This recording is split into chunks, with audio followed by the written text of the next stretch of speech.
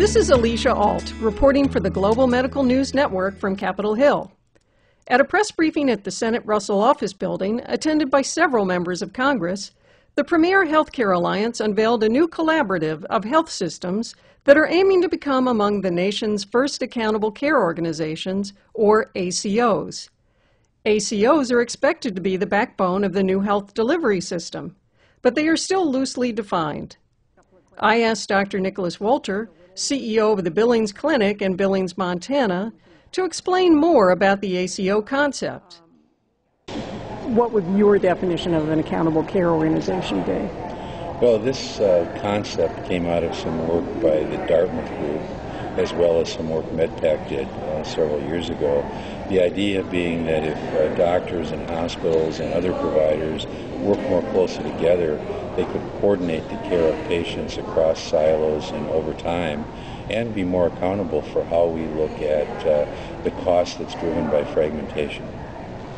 And you have mentioned as potential examples the Geisinger Clinic, Fairview. A lot of criticism has been we can't replicate this model everywhere.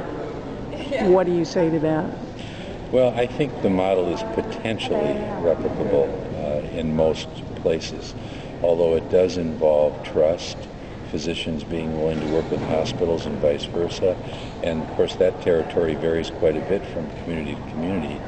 But I mentioned Fairview because that's an example where a hospital system that employs some physicians is also working with independent private practitioners and an insurer to create a form of an accountable care organization.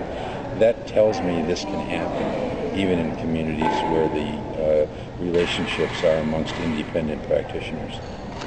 And your advice to independent practitioners who are looking at this and feeling like maybe they can't be a part of it or they won't be a part of it, or what should they be doing? I would say at the very least watch this closely. Talk to your colleagues around the country who might be early adopters.